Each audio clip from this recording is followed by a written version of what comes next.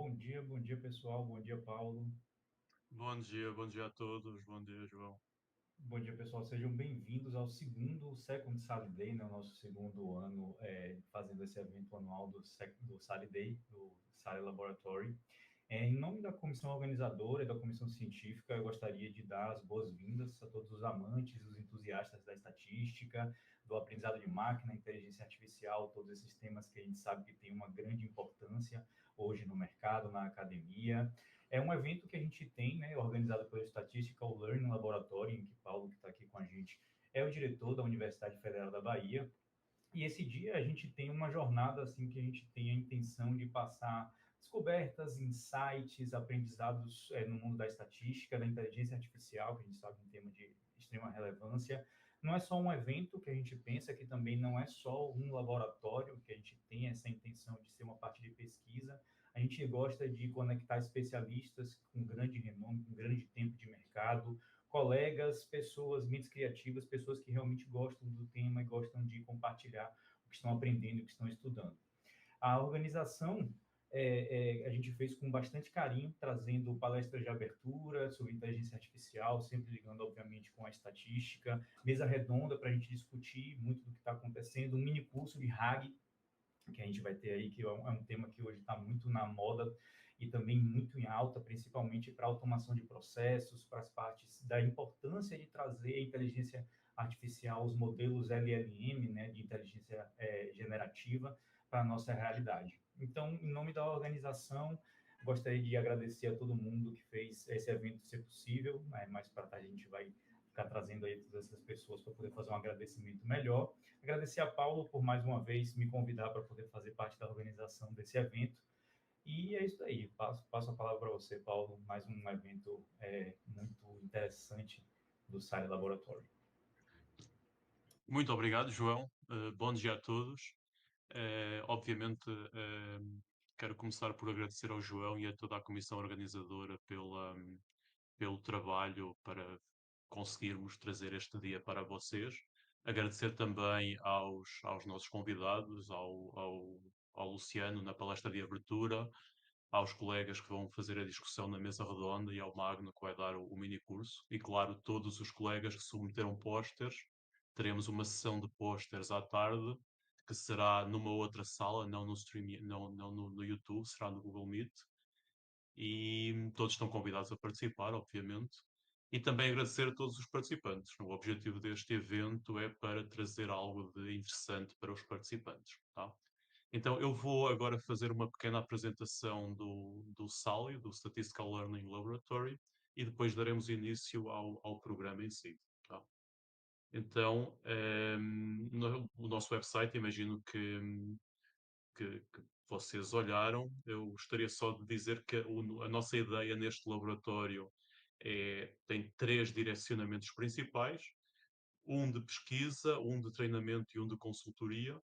Nós, neste momento, temos focado bastante mais em pesquisa e um pouco em treinamento, mas a nossa expectativa para 2025 é focar mais um pouco em treinamento no sentido de dar cursos, de ter colaboração com instituições públicas e privadas, e também focar um pouco mais na consultoria, também, obviamente, quer em termos de consultoria colaborativa, quer em termos de apoio para empresas públicas e privadas. Nós no Sali temos sete linhas, sete direções principais. Temos uma sobre Deep Learning e Inteligência Artificial, temos uma sobre Big Data, Sports Analytics, Machine Learning, previsão de séries temporais, modelagem espaço-temporal e estatística genética. Eu vou rapidamente dar um exemplo de cada uma delas para terem uma ideia do que é que nós fazemos nestas linhas. Por exemplo, um exemplo da linha de pesquisa em Deep Learning, quem coordena esse tópico é o Nigel. O Nigel foi meu aluno e do Luciano no mestrado. Ele trabalha na Petrobras, ele é geofísico de formação, fez o mestrado em matemática sobre a minha orientação e do Luciano, e recebeu, com o trabalho que ele fez no mestrado, recebeu na semana passada, ou esta semana, o prémio para melhor dissertação de mestrado da UFBA, em Ciências Exatas. Então foi um trabalho bem interessante. Essencialmente o que ele fez foi, ele trabalha na Petrobras, então o objetivo, de uma forma geral, é tentar encontrar, o objetivo dele e do grupo dele, tentar encontrar algumas reservas de petróleo no solo. Então aquilo que eles fazem, através de sensores, eles conseguem fazer o mapeamento do que está no solo, ou seja, esta imagem que vocês têm do lado esquerdo é o que vem desses sensores. Então é como se fosse uma fatia de solo para baixo da superfície. Então a ideia é transformar essa imagem, que é simplesmente umas linhas, uma imagem preto e branco, numa imagem como aparece do lado direito, que é uma imagem que tem blocos, em que cada bloco está associado a um tipo específico de rocha ou de material no solo, e ao identificar esses grupos, esses tipos de materiais, dá para tentar descobrir um pouco onde está a maior probabilidade de ter algum tipo de reserva. Então aquilo que ele fez foi pegar ele transformou uma rede neural convolucional, e então a ideia é que a primeira linha de imagens que vocês têm aí é aquilo que vem dos sensores, a segunda linha são as anotações feitas à mão pelos profissionais lá do grupo do Nigel e do Nigel propriamente dito, e a última linha de imagens é aquilo que foi obtido pela rede neural que ele utilizou. Se vocês repararem, existe uma proximidade bastante grande entre a segunda e a terceira linha, ou seja, tirando uns pixels, obviamente, que são fáceis de resolver.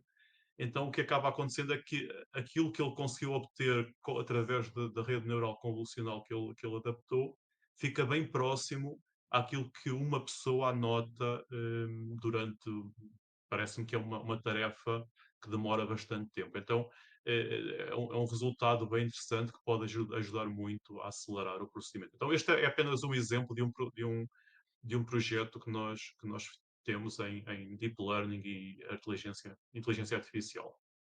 Em Big Data, nós trabalhamos um pouco com várias coisas, com dados de alta dimensão, obviamente, com agrupamento, com redução de dimensionalidade, por exemplo, no exemplo da figura da esquerda, com as dogface, o que nós fizemos foi tentar encontrar um método robusto que permita reduzir, ou seja, imaginem que vocês têm uma imagem com muitos pixels, tentar arranjar um método que consiga fazer uma limpeza de alguma forma desses pixels. Então, usamos decomposição em valores singulares, usamos alguma coisa robusta, usamos kernel, e este artigo foi com um colega da Paraíba que publicámos no Expert Systems with Applications. Esta é apenas uma das aplicações desse artigo. Em Machine Learning, nós trabalhamos com aprendizado supervisionado e não supervisionado. Tem aí vários exemplos, tem exemplos de classificação, de agrupamento, de clustering, de análise de componentes principais. Então, por exemplo, o exemplo do canto superior esquerdo foi com um trabalho com uns alunos em que nós estávamos a tentar classificar pacientes com diabetes. Então usámos várias técnicas como SVM, KNN, Random Forest, etc., para tentar fazer essa classificação. Em esporte, na realidade existe, o coordenador é o João, os coordenadores são o João e o Arthur. Eu esqueci de referir aqui em Machine Learning, os coordenadores é o Jonathan e o Olawale. Em Sports Analytics, na realidade, este tópico existe devido ao João, principalmente, porque quando ele foi meu aluno de PIBIC há bastante tempo atrás, há um tempo atrás, e quando eu tinha uma pequena bolsa de iniciação científica, e quando eu fiz a entrevista com 4 ou 5 pessoas, e quando eu o entrevistei, apercebi-me que ele tinha uma paixão imensa por basquete. E então eu pensei para mim, o meu ponto de vista é que quando nós trabalhamos com algo que sentimos paixão, nós vamos ter muito mais prazer em fazer isso, e também teremos muito melhores resultados. Então eu adaptei o projeto para eu poder trabalhar nessa parte. Então Aqui nós temos trabalhado com algumas coisas, com dados da NBA, quer com métodos supervisionados ou não supervisionados, então temos várias coisas nessa direção. Em genética, quem coordena é a Wanda. A Wanda é uma amiga de longa data de Portugal. Aqui nós trabalhamos mais no aspecto da genética quantitativa. Essencialmente, a ideia, de forma bem simples, é tentar. Imaginem que vocês têm vários genótipos de milho, por exemplo, e têm várias localizações. É tentar ver quais é que são os melhores genótipos para cada localização. Então, de uma forma geral, essa é a ideia principal. Depois, em previsão de séries temporais, eu acho que é o foco que nós temos principal neste momento, porque todo mundo quer fazer a previsão. Quem coordena este tópico é o Javier. O Javier é um professor no peruano. E aqui nós fazemos várias coisas. Fazemos previsão com vários tipos de métodos, desde métodos clássicos até métodos de não paramétricos, como a análise espectral singular, redes neurais recorrentes, como a LSTM, a GRU. Por exemplo, para dar um exemplo, do lado direito, no canto inferior direito, vocês podem ver essa imagem como sendo a cabeça vista de cima. Esta parte aqui de cima é o nariz e aqui dos lados vocês têm as orelhas.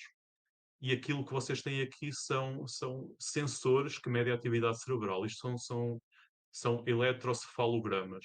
Então, cada sensor vai dar um sinal como aparece na imagem acima.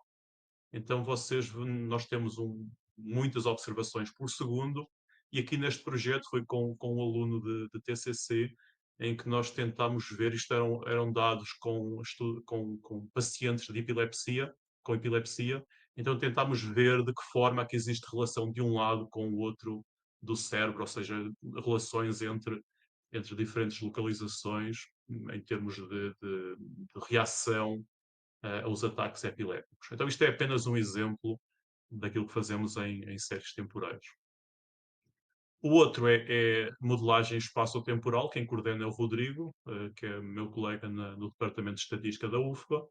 E este é dos exemplos, é dos projetos que eu acho mais interessantes, que o que nós fizemos foi, nós temos todos os focos de incêndio no Brasil, desde 2011 a 2022, e o que nós fizemos foi fazer uma modelagem espacial e temporal desses focos de incêndio, usando algumas covariáveis, como variáveis atmosféricas e também variáveis controladas pelo homem, como a transição de terra de áreas verdes para a agropecuária, por exemplo. Então, nós tivemos algumas conclusões interessantes. Os nossos contactos, para saber mais informação, vocês podem ver, nós estamos sempre a atualizar quer o LinkedIn, quer o Instagram, então se tiverem interesse podem olhar um pouco lá sobre os projetos com mais detalhe. E estes são os nossos contactos. Isso era aquilo que eu queria falar em termos de apresentação do laboratório. E quero novamente dar-vos as boas-vindas ao evento, e acho que está na hora agora de passarmos para a cerimónia para a primeira palestra, para a palestra de abertura. Tá?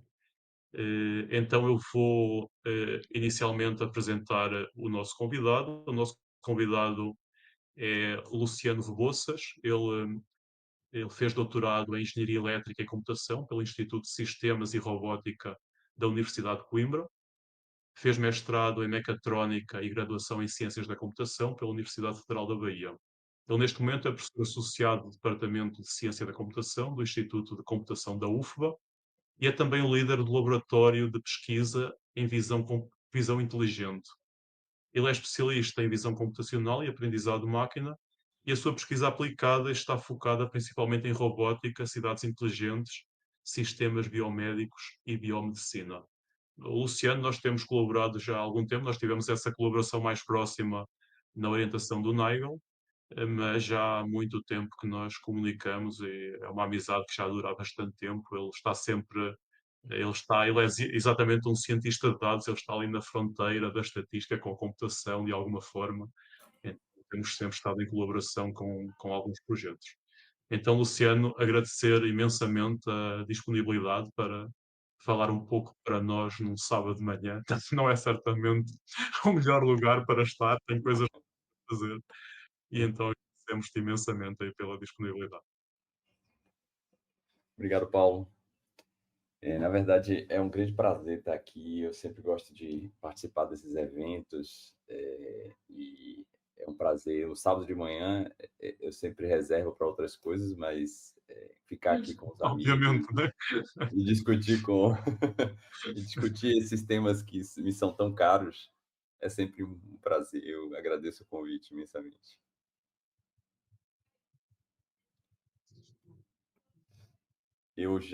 Pronto. Eu vou começar aqui a minha palestra. Bom dia a todos. Eu vou falar um pouco sobre aprendizado de máquina, né, e as fronteiras com a estatística e a ciência de dados. Esse é um tema que é bem genérico, eu poderia abordar de diversas formas. Eu passei algum tempo pensando nessa palestra e pensando a forma que eu abordaria isso. É sempre muito complexo falar sobre aprendizagem de máquina, porque é um tema que parece que é muito popular, que todos mais ou menos sabem o que é, ou pelo menos têm uma ideia de definição, mas na prática, apenas pequenos conceitos e pequenas elaborações sobre a aprendizagem de máquina é sempre muito complexo para que as pessoas que não trabalham nessa área, né?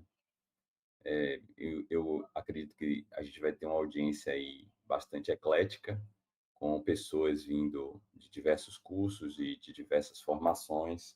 Então, eu vou tentar abordar dos problemas desde os conceitos mais simples até os conceitos mais complexos, né? Então, assim, como o Paulo já falou, eu sou professor da Universidade Federal da Bahia, do Instituto de Computação, do Departamento de Ciência da Computação. Eu também sou coordenador do iVision Lab, que ano que vem faremos 14 anos de existência, né? Então, a gente trabalha essencialmente com visão computacional e aprendizagem de máquina. Visão computacional também é uma área bastante ampla. A gente tem várias sub-áreas dessa área, particularmente o meu interesse na área de reconhecimento de padrões em imagens, né, de diversas formas. Então, eu convido a todos se tiverem interesse, a entrarem no meu website, que é ivisionlab.ufel.br. No final da palestra eu vou colocar aqui a URL. E aí lá vocês podem ver uma série de projetos que a gente tem, uma série de publicações e as pessoas que já passaram pelo Lab. Então, a gente trabalha dentro da área de reconhecimento de padrões em imagens, a gente trabalha com 4 sub-áreas, ou 4 grandes áreas específicas, né? Que é Smart Cities, sistemas biométricos, biomedicina e robótica, né? Hoje, particularmente, a gente tem concentrado bastante esforços, temos bastante equipes voltadas na área de biomedicina, né? Particularmente na área de patologia e odontologia, patologia, um projeto com a Fiocruz, e na área de odontologia, um projeto com a professora Patrícia Cury, da Universidade, da Faculdade de Odontologia, né? E aí vamos, sem mais delongas, para a nossa agenda. Eu vou pular essa agenda porque, na verdade, eu mudei um pouco os tópicos, então o que interessa é o que a gente vai falar depois. Eu vou tentar, de alguma forma, eu não fiz muitos slides, mas eu vou tentar em cada slide falar bastante e tentar falar de várias coisas, porque, como eu falei, são problemas complexos, né? E aí envolveria, ao invés de passar muitos slides, eu prefiro, de alguma forma, discutir um pouco mais aprofundadamente aqui sobre diversos temas. Bom, esse primeiro slide aqui, eu vou falar até de uma definição um pouco clichê, né? Se vocês fizerem uma busca no Google, vocês vão ver vários tipos de definição aqui de aprendizagem de máquina, né? E principalmente dentro da IA, como é que ela se coloca dentro da IA. A aprendizagem de máquina, ela diz respeito a estar conectada diretamente à ciência de dados e às estatísticas, né? E ela terminou ganhando bastante notoriedade, né? Um hype muito grande na mídia e nas redes sociais. Tudo hoje é IA, todos falam sobre IA, até terminam popularizando demais de tal forma que as discussões passam a ser bastante superficiais. Mas assim, como eu estava falando inicialmente, esse é uma figura que é bastante clichê. Você tem essa aqui, você tem uma figura como essa aqui definindo IA. Então, a primeira figura aqui mostra que a IA engloba o aprendizado de máquina e o aprendizado de máquina engloba o deep learning, né? Essas coisas todas já se entrelaçaram de tal forma que hoje é difícil você encontrar a fronteira de uma coisa e de outra. Assim, o próprio deep learning ele tem, de certa forma, tentado buscar um pouco do aprendizado de máquina clássico para incorporar, para resolver problemas mais complexos, né? E aí você tem uma outra versão dessa figura, que é a inteligência artificial aqui, a própria aprendizagem de máquina, e depois o deep learning. E aí você tem a IA simbólica. Essa área de IA simbólica é uma IA um pouco clássica, né, que se trabalhava com métodos para se definir símbolos e uma forma de se trabalhar com esses símbolos, por exemplo, a lógica de primeira ordem, ou algumas linguagens de máquina específicas para essa área. E isso foi sendo engolido pela aprendizagem de máquina, porque se verificou, né, por experiência, que a gente tem muito mais a ganhar com o reconhecimento de padrões nos dados do que com a definição prévia de um conhecimento anterior, né, de um especialista. Quando a gente tenta reproduzir a forma que o ser humano aprende, não é na definição simbólica ou na definição de um expert, como na lógica fuzzy, por exemplo, que a gente vai conseguir resolver problemas complexos. A gente consegue até resolver alguns problemas particulares, a gente pode até resolver dentro de um sistema maior, utilizar esses sistemas clássicos para a solução de problemas bastante pontuais, mas problemas mais genéricos e a perseguição de uma IA genérica, né, que resolva tudo, ela fica muito distante usando essa IA clássica.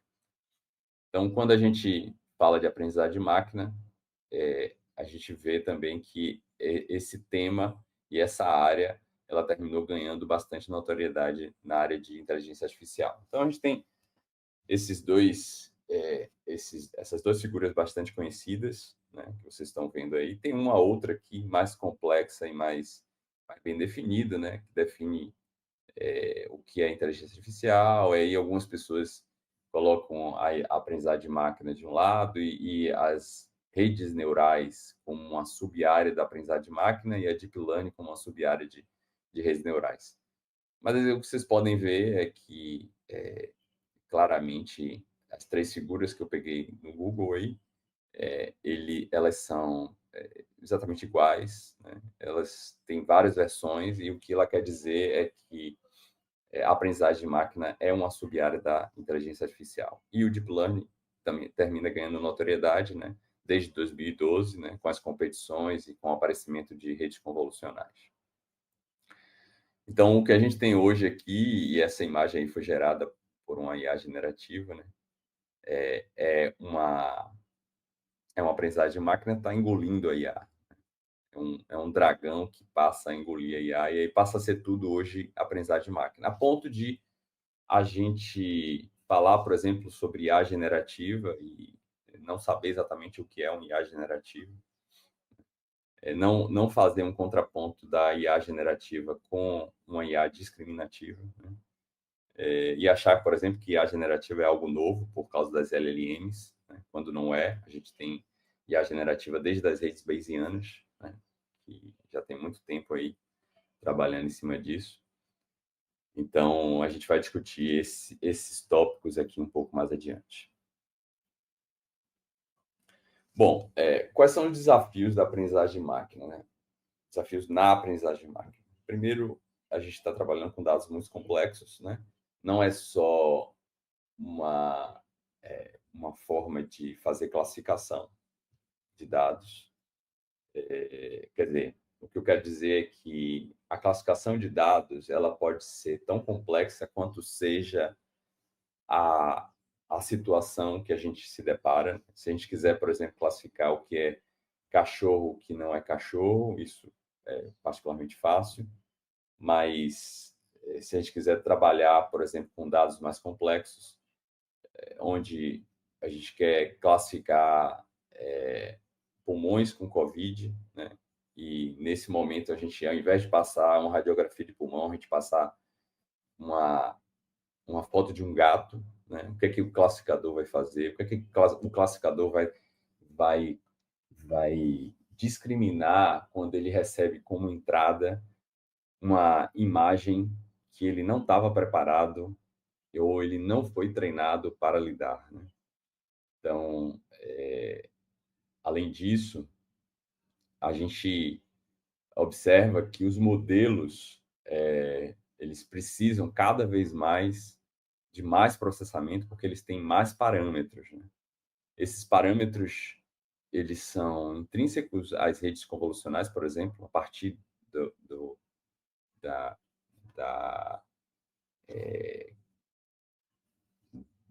aparecimento das redes convolucionais, a gente passa a ter agora bastante parâmetro para lidar, e quando a gente tem bastante parâmetro, a gente também tem um problema sério de ter que ter mais dados, né?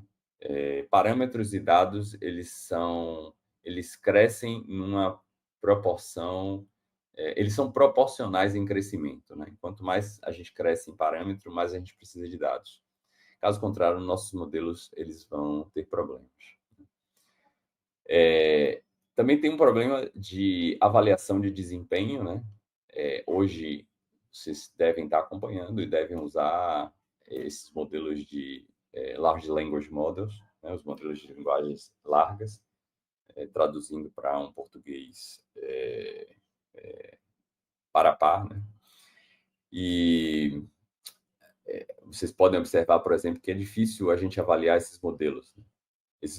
Esses modelos têm uma característica inerente de alucinação, né? O que a gente chama de alucinação é quando ele começa a criar coisas que são criação da cabeça deles, mas não existem, né? Na nossa definição de realidade.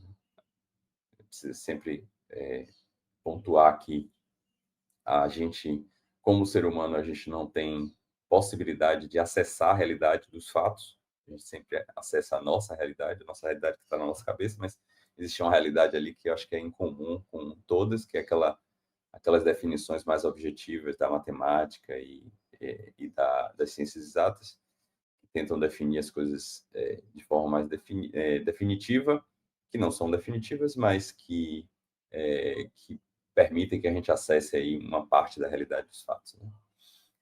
Mas filosofias à parte, vamos tentar buscar algumas definições aqui numa perspectiva estatística da aprendizagem de máquina, né? E aí a primeira coisa que eu vou recorrer são as regras de probabilidade, que devem ser conhecidas por vocês, né? Então, para a gente ter probabilidade, a gente precisa ter algumas características, né? Então, aqui a gente tem a probabilidade de acontecer um número num dado, né? E a gente tem 6 números nesse dado, portanto, a probabilidade de acontecer um número seria 1/6, né? 1 sobre a quantidade de eventos totais, né? Então, a gente tem algumas características aí, nossa probabilidade ela tem que estar maior ou igual a 0, menor ou igual a 1, a probabilidade de um conjunto vazio vai ser 0 e a probabilidade de todos os eventos acontecerem vai ser 1, né? Então, essa definição básica.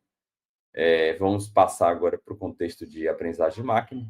Então, a gente tem, na definição de aprendizagem de máquina, a gente está sempre trabalhando com uma coisa chamada features, né? E features é uma representação do espaço de entrada. Então, se a gente tivesse uma matriz, essas features elas apareceriam nas colunas, né? Então, seria o x1, x2, xn, e essa seria uma representação de um espaço de entrada, que pode ser um texto, pode ser uma imagem, pode ser um áudio, pode ser qualquer coisa de espaço de entrada que eu vou representar matematicamente em outro espaço. Então, essas features, se a gente imaginasse aqui uma matriz, elas estariam nas colunas da nossa matriz, onde as linhas dessa matriz, elas estariam nossos dados de entrada, né? Então, se fosse imagem, por exemplo, eu vou usar imagem porque ela está na minha área, é mais fácil pensar nisso, mas poderia ser qualquer coisa. Então, se fosse uma imagem, eu teria uma imagem 1 sendo representada por um conjunto de colunas x1 a xn. Então, essas seriam as features. E quando eu estou falando de aprendizado de máquina, eu quero rotular essas features, né? Eu quero aprender a rotular essas features. Então, essa rotulação ela vai ser dada a partir de labels, que eu vou chamar aqui de y, né? E aí eu tenho uma probabilidade conjunta aqui de acontecerem os labels e as features como sendo y e todas as features, x1 a xn, que são as colunas da minha matriz. Bom, aí eu tenho duas formas de pensar aqui. Eu posso pensar numa probabilidade conjunta, onde de antemão eu tenho as minhas features, né? Ou de antemão eu tenho os meus labels. Ou eu tenho já de cara quem são as minhas features, eu tenho de cara quem são os meus labels. Então, eu teria duas probabilidades aqui conjuntas. Eu tenho a probabilidade de achar um label, dado que eu tenho algumas features. Então, essa feature pode ser as features de um cachorro ou de um gato. Ou eu tenho, de antemão, as probabilidades de eu achar determinada feature, dado que eu tenho um label, né? A gente vai ver que, no primeiro caso, a gente tem uma IA discriminativa, e no segundo caso, a gente tem uma IA generativa. Então, eu quero gerar features a partir dos labels que eu dei para a minha máquina. E esse conceito é um conceito bastante interessante, porque ele envolve um conceito básico da estatística, que é o teorema de Bayes. O teorema de Bayes, vocês podem ver na tela aí, e a gente pode definir cada parte desse teorema, cada parte dessa fórmula, como sendo, o primeiro é o meu prior, né?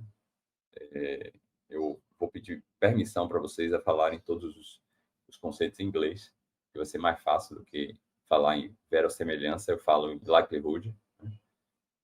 E aqui eu tenho a minha marginal. Então, eu tenho o meu prior, eu tenho a minha likelihood, tenho o meu marginal, minha probabilidade marginal, né?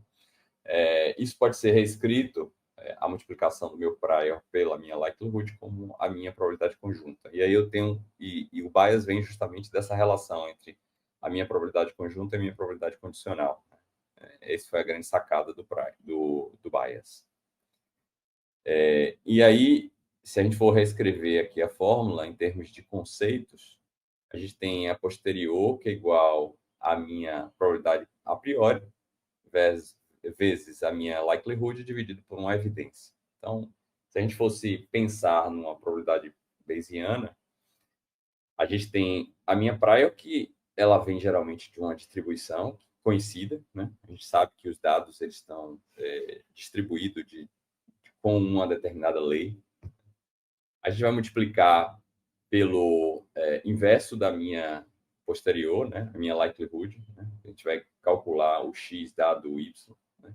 E a gente vai dividir por uma probabilidade do x, que na verdade é dado pela soma de todas as probabilidades prior versus likelihood de cada uma das features, se a gente for pensar assim. Então, se a gente for reescrever essa relação do meu bias para a aprendizagem de máquina, então eu tenho aqui a probabilidade de uma label, né? Poderia ser uma feature também, né? Porque eu posso inverter isso.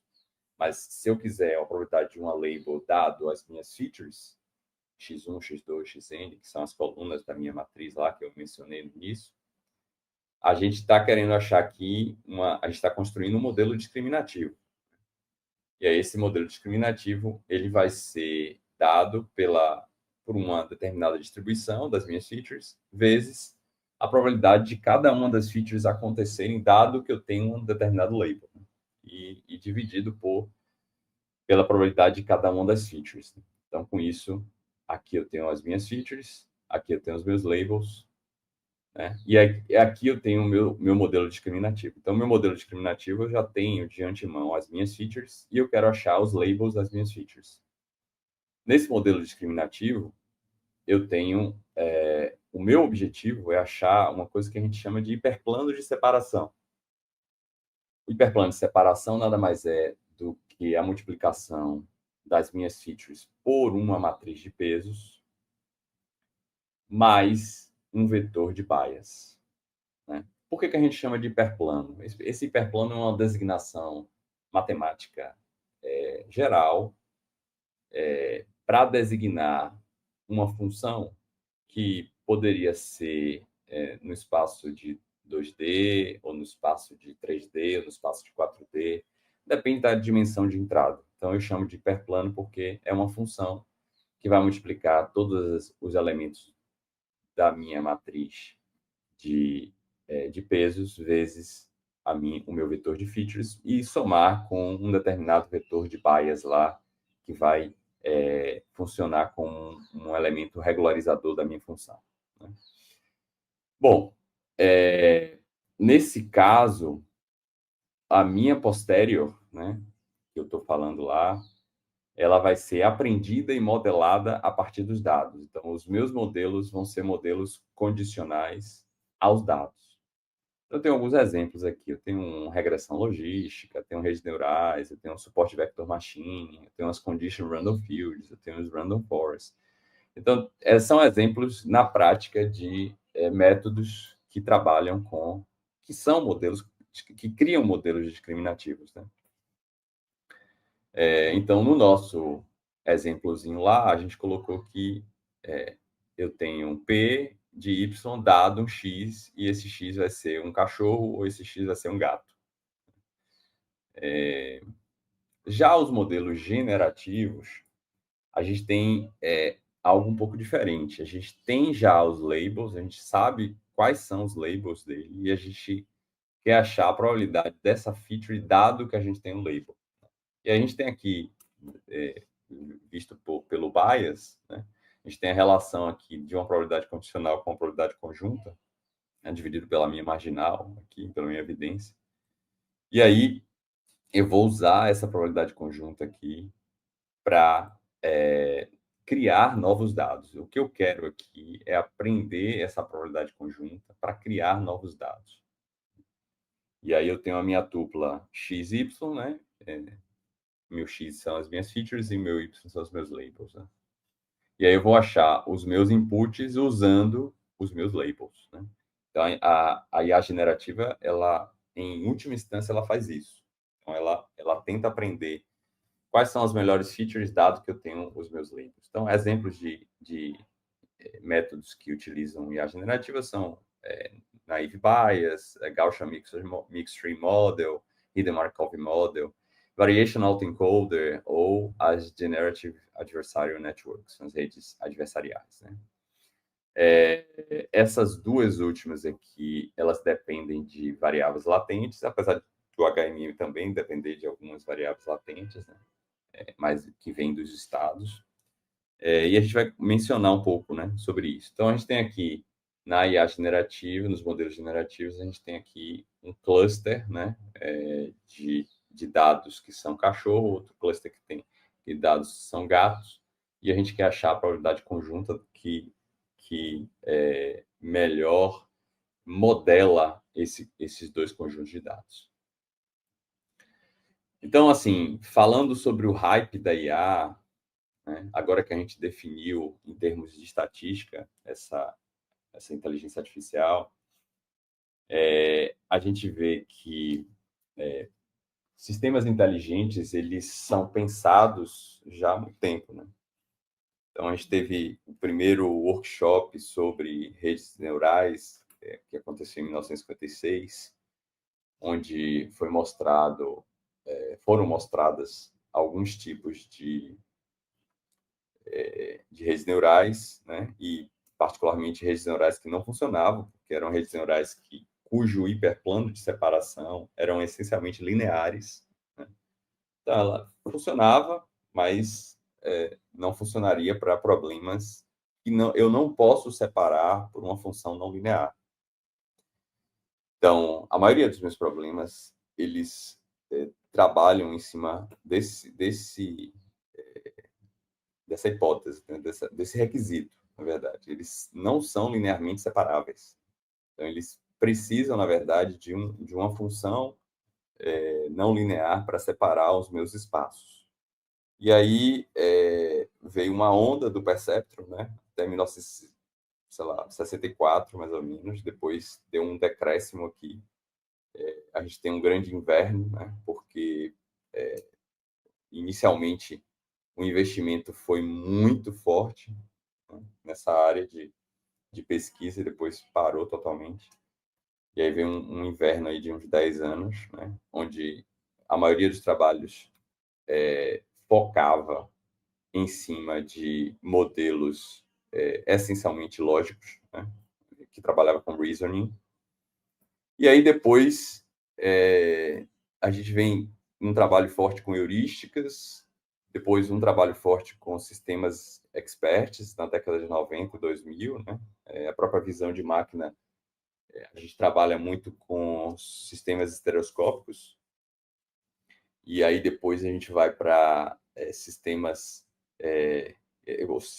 estereoscópicos que eram baseados essencialmente em matemática dura, né? Matemática bastante dura, geométrica, né? Geometria bastante avançada, e que depois se viu que qualquer mudança de calibração, a gente perdia toda aquela matemática, porque tudo ia para o espaço, né? Toda aquela conta dura, ela tinha que ser precisa, e se mudasse qualquer linha de precisão, aquilo se perdia. Então, já nos anos 2000, a gente volta para uma IA mais moderna, né? Com os sistemas de Deep Learning. E aí, em 2012, a gente tem a primeira competição em cima de um dataset de 1 milhão de imagens, onde os modelos de Deep Learning, eles batem, assim, um percentual incrível, né, em relação aos modelos clássicos de aprendizagem de máquina, clássicos, porque agora a gente tem uma área que faz uma certa revolução, né? E aí, só uma questão importante é que esses modelos de redes convolucionais, eles não são dos anos 2000, né? Nem de 2010, eles são da década de 80, né? As redes convolucionais, elas foram concebidas no final da década de 80. Elas tinham uma concepção muito boa, mas não tinha hardware. E aí, em 2012, a gente casa as GPUs, né, bastante poderosas, com esse tipo de modelo, porque eram modelos que essencialmente faziam multiplicação de matrizes. Então, desculpe. Então, a gente tem, na verdade, um casamento que é bastante favorável para esse tipo de modelo, porque é um modelo essencialmente matricial, né? Não é à toa que a principal biblioteca que aparece nessa época é a TensorFlow, né? Assim, são tensores, são essencialmente tensores, lógica de tensores, matemática de tensores o tempo todo.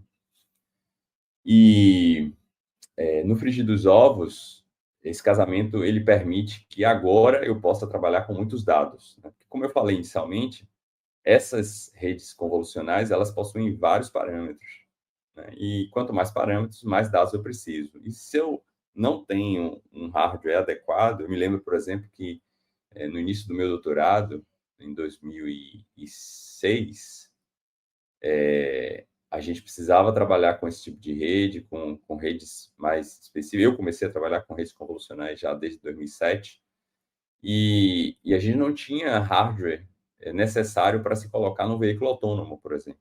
Foi onde eu apliquei o meu doutorado. E aí, nesse veículo, a minha proposta foi que a gente comprasse um PlayStation 1. Né? O PlayStation 1, ele veio aberto, o hardware dele é aberto, onde a gente podia instalar um Linux nele e trabalhar naquela arquitetura ultra complexa e se valer de um processamento paralelo. E era o melhor que a gente podia ter. Eram processadores que tinham poucos Ks de memória internamente, então a gente tinha que trafegar muitos dados ali internamente para poder garantir que ele chegasse até o processador e não ficasse fazendo swap de memória. E a gente aplicou isso e foi uma trabalheira enorme colocar isso para funcionar. Né? E até o ponto, comparativamente com hoje, ou atualmente, onde a gente tem GPUs, por exemplo, com 100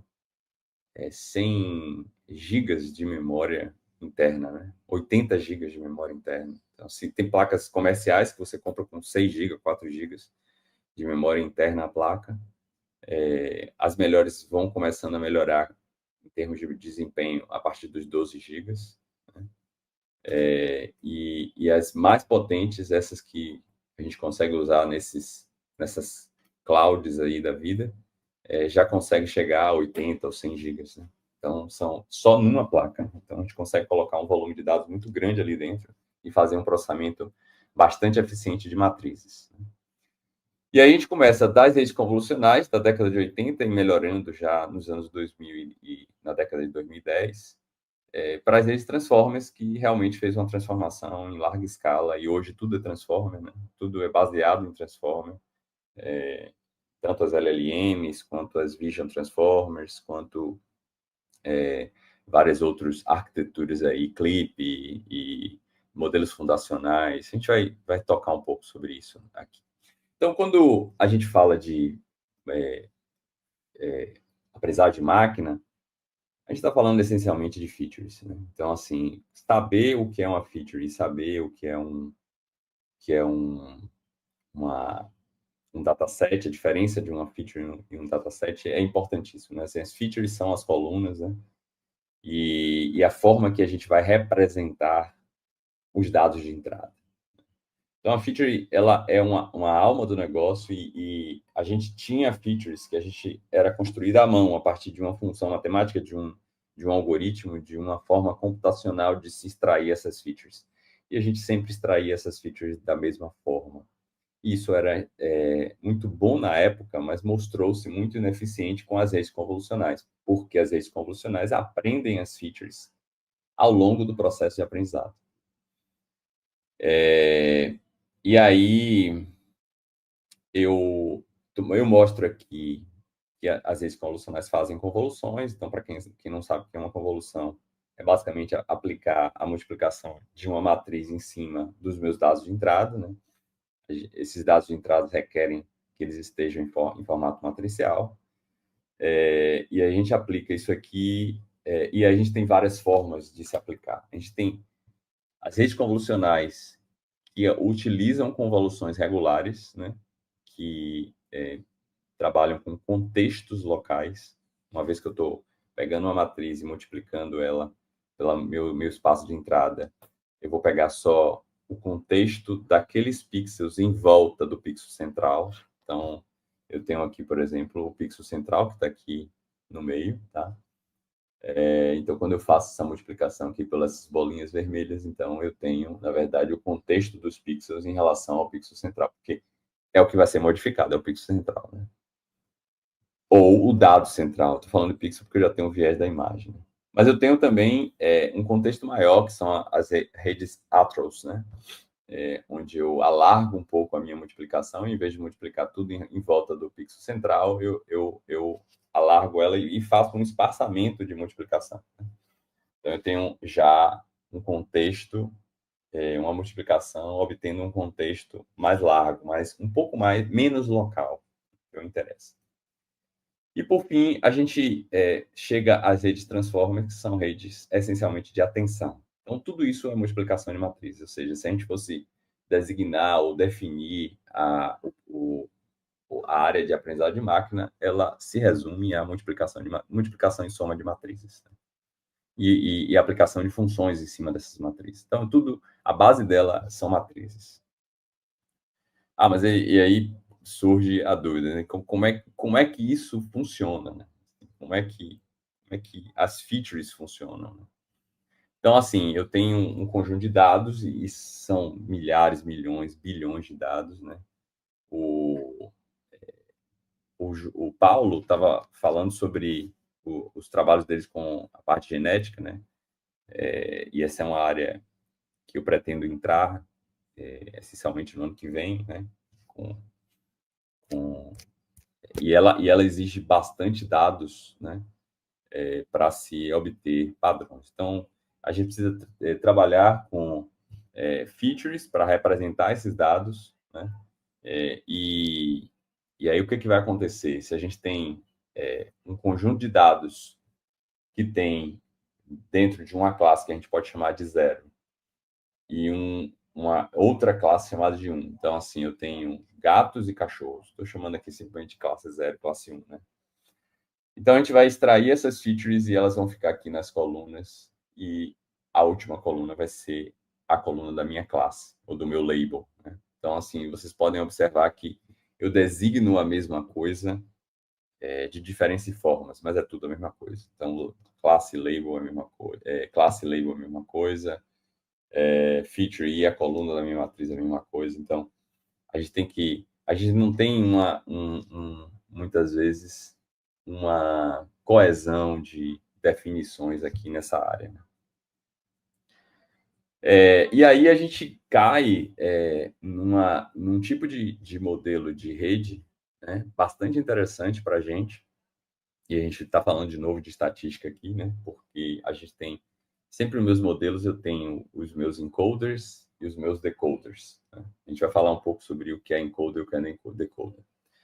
Mas eu tenho uma camada de encoder, né? Que tem um conjunto de neurônios ali, tem outra camada de decoder, tem outro conjunto de neurônios. E o que eu quero é modelar a minha probabilidade P de Z dado X, né? Que vem dos dados para uma camada que a gente chama de variável latente, né, onde a gente vai aprender as distribuições aqui dessa probabilidade conjunta e a gente vai passar essas distribuições para outro decoder até chegar aqui. Então, essa rede é extremamente interessante e poderosa porque eu não passo classes para ela. Eu passo uma imagem e a mesma imagem no final. E ela aprende a modelar a imagem. Então, eu posso passar aqui uma imagem de um gato, né? Essa mesma imagem que eu passei aqui na minha entrada, eu passo aqui na minha saída, né? Represento isso aqui e no final eu tenho o meu Z aqui, que são a minha distribuição latente, que aprendeu como representar da melhor forma aquele gato, ou gato de forma geral, não aquele gato especificamente, mas qualquer gato de forma geral, ou qualquer cachorro de forma geral, né? Mas por que eu quero isso, né? Eu quero isso porque, muitas vezes, trabalhar em cima de um modelo que já está esperando uma determinada classe, ele não é suficientemente representativo. Então, às vezes, eu uso as variation autoencoders. E eu posso melhorar, inclusive, esses dados que eu passo, porque na entrada eu posso pintar alguns pixels de preto. Eu posso apagar alguns pixels. E na saída eu vou dar a imagem completa. Então ele vai aprender, mesmo em oclusões, a lidar com essa representação dessa feature. Então, em termos de estatística, as VAIs aprendem de novo, nosso modelo bayesiano, né? Nosso velho e bom modelo bayesiano, que nos ajuda a entender as coisas, né? Então, eu vou definir aqui como uma rede bayesiana, né? De um x dado um z. Então, eu quero modelar o meu x dado que eu tenho um z aprendido pelos meus dados. Então, eu vou encontrar um z, que ele vai ser proporcional a um p de z, e eu vou encontrar um xi, que é a minha feature, que vai ser proporcional a um x dado o meu z. Então, a gente pode observar que isso aqui é muito parecido com um modelo generativo, né? As variáveis latentes, né, aquelas não observadas, elas são obtidas a partir do meu P de Z. Então, o meu modelo de inferência vai ser um P de Z dado X, que é o que eu quero encontrar, a minha posterior, né? O meu Z dado que é o X. Então, isso aqui é essencialmente discriminativo.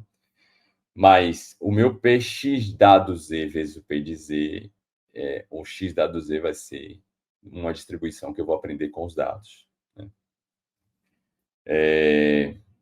E aí vem as redes convolucionais, né? Eu fiz questão de mostrar primeiro as redes, os variation autoencoder, porque está dentro de um conceito de feature, mas aqui nas minhas redes convolucionais,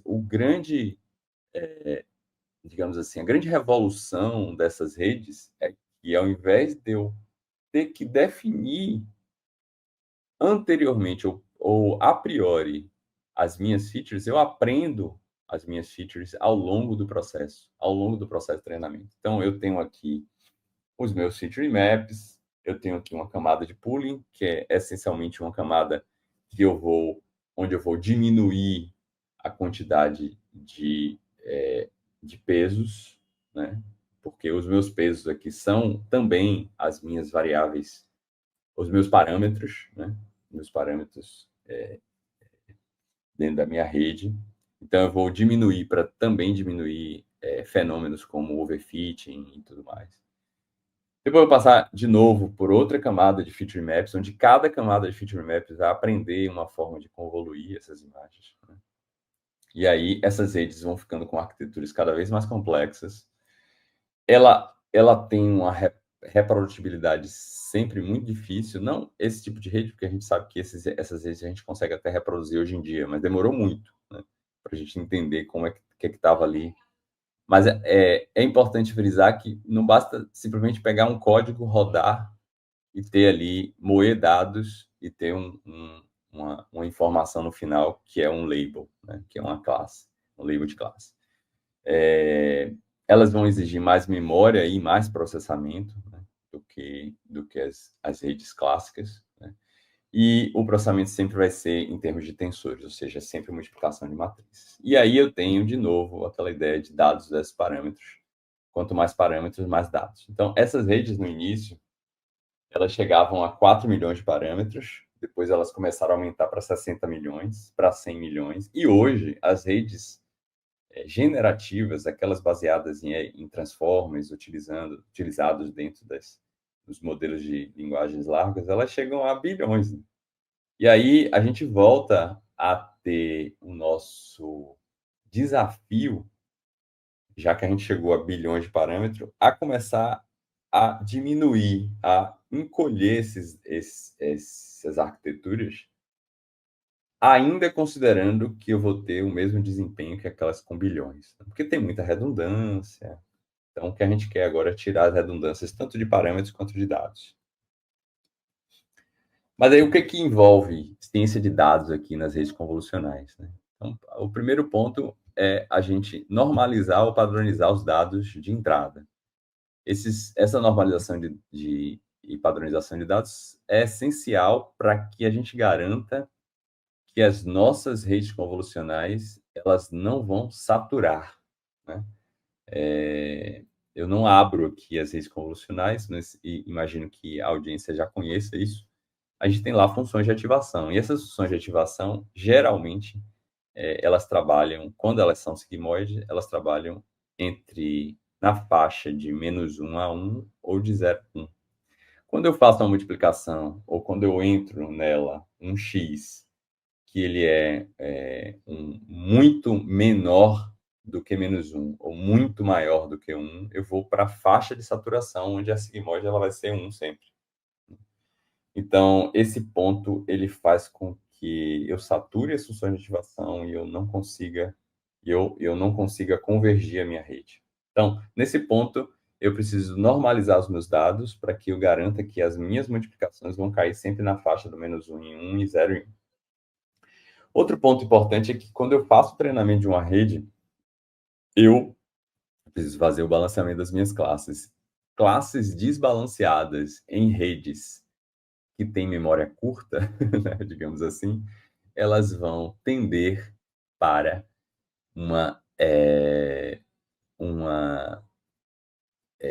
um aprendizado mais de uma classe do que de outra. E em termos de separação de espaço, isso é ruim. E eu tenho também técnicas como o dropout, que a gente vai falar um pouco. E aí é melhor mostrar um gráfico. Então, eu tenho essa questão de normalização e padronização, muitas vezes as pessoas colocam tudo num lado só. Até porque, quando eu padronizo, eu também normalizo, né? Mas a gente chama essencialmente de normalização quando a gente equaliza as escalas das features. Eu tenho, por exemplo, features onde eu tenho um vetor de features, onde cada uma dessas features, elas estão em faixas diferentes. Eu tenho, por exemplo, faixa de idade, outra eu posso dizer que é o sexo, outra eu posso dizer que é uma escala de 0 a 3, por exemplo, de cor dos olhos. Então, assim, elas estão em faixas diferentes. Então, eu preciso normalizar elas todas para a mesma faixa e eu levo ela para uma normalização do tipo essa aqui que eu estou mostrando na tela, que está cortando um pouco ali com o slogan do Sally, mas basicamente eu subtraí de um x mínimo e dividi pelo um x máximo menos um x mínimo. Então, eu levo ele para uma faixa entre 0 e 1, né? Isso aí vai melhorar a convergência, eu vou evitar a saturação das funções de ativação, apesar de que se eu usar, por exemplo, funções do tipo ReLU, eu não vou ter problema com os dados positivos, né? Vou ter só problemas com os dados negativos. Se bem que esses dados negativos vão para zero, também não vou ter nem problema em cima disso. E aí, eu não preciso necessariamente estar em conformidade dessas features com a distribuição normal. Já na padronização, não. Na padronização, eu vou levar sempre as minhas features para uma média 0 e uma variância 1, né? Já que eu estou subtraindo da média dividido pela variância. E aí eu vou ajudar a comparação dessas diferentes features e eu vou estar... E geralmente eu uso isso aí quando os meus dados estão em conformidade com a distribuição normal, né? E aí eu vou tornar esse classificador muito mais robustos a outliers, e vou fazer uma representação de todo o meu espaço de entrada de forma mais representativa para dados que estão muito fora da faixa. Bom, em relação ao balançamento... Sim. Luciano, desculpa interromper, só para dizer que tens mais cerca de 5 minutos. Tá bom, beleza. Vou acelerar o processo aqui. Obrigado. Então, em relação ao balanceamento de dados, dos datasets, a gente precisa fazer o balanceamento. Então, eu tenho um augmentation, né? Eu posso fazer um augmentation, eu posso utilizar umas GANs para gerar dados sintéticos, ou eu posso também trabalhar com pseudo-labels. Esses pseudo-labels podem ser usados a partir daquelas variation autoencoders que eu mostrei. O dropout é uma forma de eu regularizar não os dados, mas os parâmetros da minha rede, né? Onde eu vou desligando alguns neurônios numa determinada probabilidade para quando eu treinar, eu conseguir fazer um treino e evitar overfit. E aí eu iria falar um pouco sobre a Transformer, mas eu acho que não vai dar tempo aqui nessa palestra. Eu acho que vai ficar para uma próxima palestra, tá? Eu vou pular um pouco isso, porque aqui a gente teria que falar um pouco de forma mais complexa de alguns casos. Eu vou pular para a conclusão, né? O meu tempo já passou. Então, a primeira conclusão que a gente tira é que a modelagem de funções probabilísticas agora são realizadas implicitamente a partir de modelos. Antigamente, a maioria dos nossos métodos de aprendizado de máquina clássico, eles trabalhavam com restrições onde os meus dados eles precisavam ser identicamente, independentemente distribuídos. É o que a gente chama de IID. Né? Eu botei um IIN aqui, não é esse aí não existe, é o D, tá? Então, eu precisava garantir que os dados de entrada eles eram uma distribuição normal. Então, se eu quisesse aplicar uma rede de bias ou qualquer método que tivesse baseado numa rede de bias ou uma rede de Markov, eu precisava garantir que meus dados eram I e D, né? D de dado. Hoje não. Hoje a gente já consegue quebrar esse assumption, né? onde a gente pode trabalhar com dados que não são idem. As features são obtidas dentro do próprio modelo, antigamente a gente não tinha isso, né? E apesar das convoluções elas serem também uma forma de atenção local, hoje a gente já tem outras formas de multiplicação de matrizes para a gente obter esse contexto global, onde a gente chama essas redes de atenção, onde a gente ganha potencialmente mais contexto, né? Então a gente consegue lidar, por exemplo, as transformers exploram muito bem isso, né? E aí eu acho que o futuro, por enquanto, um futuro bem próximo, não estou dizendo um futuro de 10, 20 anos, isso aí pode mudar, mas um futuro de 1, 2 anos, ele está indo aí para um self-learning, utilizando pseudo-labels, um masked autoencoder, isso tudo para criar mais dados e para trabalhar cada vez menos com anotação. A anotação sempre é o calo dos nossos problemas, né? Então, eu agradeço a todos. Ficou aberto aí a perguntas e meus contatos estão aqui.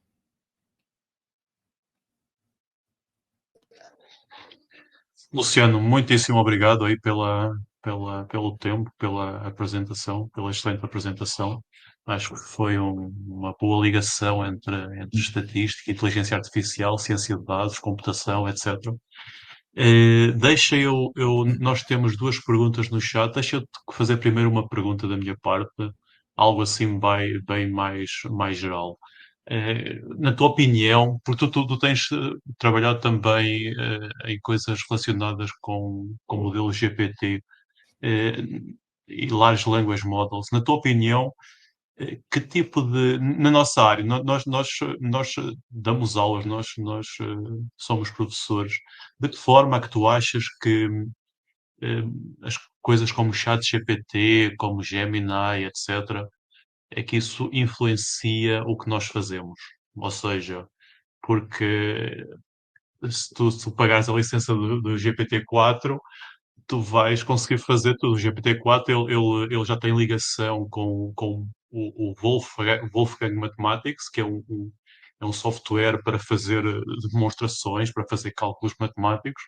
De que forma é que isso vai afetar a nossa forma de ensinar? Já que os alunos podem tirar vantagem disso e devem tirar vantagem, na minha opinião. Sim, eu concordo. Eu acho que devem tirar vantagem e a gente deve, de certa forma, mudar a nossa forma de pensar sobre o ensino-aprendizagem. Hoje em dia, eu não faço nenhuma restrição a utilizar esses modelos nas minhas aulas. Eu dou uma disciplina, por exemplo, de construção de artigos científicos, né, onde a gente pega do início ao fim toda a passagem no artigo científico e deve usar. Mas, por exemplo, pegando esse exemplo do artigo científico, uma pessoa pede para ele construir um parágrafo sobre um determinado tema. Aí você pega um tema, esse parágrafo construído do ChatGPT, e você vai ver lá palavras que são adjetivas. Ele enche aquele parágrafo de adjetivos. E aí você claramente reconhece hoje em dia que aquilo foi construído através de um ChatGPT. Aí você vai observar, é um parágrafo absolutamente bonito de se ler, mas superficial e vazio, né? Eu acho que a nossa intervenção está aí. Cadê o conteúdo? Vamos começar a pensar onde a gente está colocando o conteúdo. Uhum. E aí, quando a gente vai para o conteúdo, a gente ainda tem que pensar quão aprofundado está esse conteúdo, né? Porque um aluno, hoje em dia, ele consegue, no meio do curso, pegar um modelo desse, rodar, pedir para o ChatGPT criar um código, ele pega o código, bota lá, e aí ele vai para a convergência e o modelo não converge. E aí? Como é que ele... A gente tem que começar a trabalhar agora nos conhecimentos de função, de matrizes, de estatística. Não adianta ele colocar isso para funcionar, porque ele vai ser um péssimo... Ele vai ser um marqueteiro da ciência, sem essencialmente ter a ciência na veia, né? Eu acho que a gente precisa trabalhar em cima disso. Foi excelente pergunta. Certo, obrigado. Agora temos a próxima pergunta, é da Vanessa. Ela pergunta quais fatores determinam o tamanho mínimo de um dataset para que ele seja considerado viável em projeto e aprendizado de máquina? Qual é que é a tua? Esses fatores, eles é uma pergunta complexa, porque se eu fosse elencar os fatores aqui, não existe, né? Assim, não existe um fator que determina um tamanho mínimo. O fator essencial é o número de parâmetros da rede, mas você não tem uma equação que diz assim, se eu tiver tantos parâmetros, eu vou ter que ter tanto um conjunto de dados e tanto. Né? Por que isso? Porque eu posso usar técnicas como transfer learning. Eu posso usar... Porque numa rede convolucional, você está trabalhando com extração aprendida de features básicas. Então, quais são as features básicas? Edges, ponto, são as features, são as primitivas básicas no meu caso, que eu estou falando de imagem, né? Eu poderia estar falando de outra área. E aí, quando eu uso isso, quando eu sei disso, eu posso fazer um treinamento muito forte num dataset que já existe publicamente, e esse dataset é utilizado para preparar os pesos iniciais da minha rede, e depois eu posso aplicar um conjunto de dados menor nessa rede pré-treinada para eu evitar o overfitting, por exemplo. Então, assim, se eu fosse dizer fatores são os parâmetros. Pode-se burlar isso?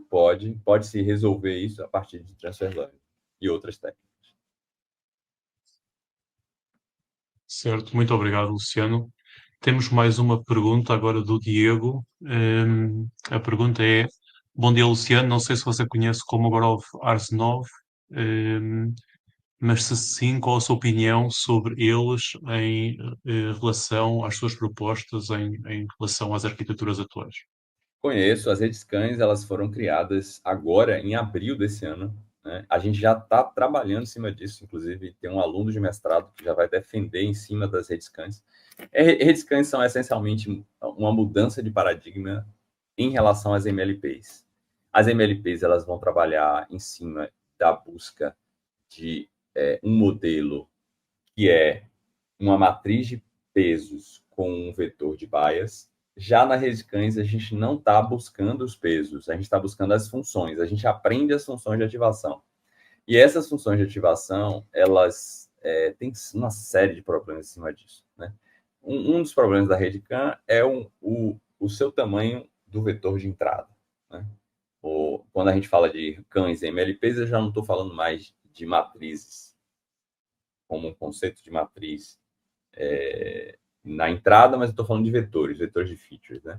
Então, quando eu aplico a RedCam, eu não posso ter um vetor de feature de alta dimensionalidade, senão ele vai se perder, ele vai demorar muito de convergir, vai ter problemas. Né? Então, eu tenho que trabalhar antes em alguma rede mais tradicional de Deep Learning, né? Mais clássica de Deep Learning, né?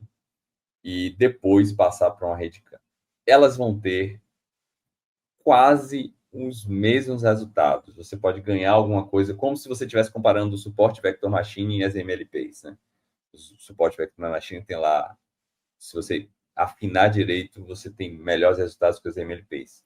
Agora, as redes cães, elas conseguem convergir, porque, na verdade, ela está aprendendo funções de Bézier. Certo. Então, Luciano, hoje a gente está trabalhando, só para completar, hoje a gente está trabalhando num projeto onde a gente faz estimação de idade e sexo ao mesmo tempo, numa mesma rede, dentro de radiografias panorâmicas, que a gente conseguiu baixar aí quase um ano de erro de sexo e mais uns 3 ou 4 pontos percentuais com a rede. Ótimo. Luciano, chegamos ao final do tempo. Muitíssimo obrigado aí pela apresentação, pela discussão. Sempre um prazer escutar-te. Então, em nome de toda a comissão organizadora, quero te agradecer aí pelo tempo e pela exposição. Nós vamos agora fazer uma pausa, voltamos às 10h45 para a mesa redonda, ok? Obrigado, Paulo. Até mais. Tchau.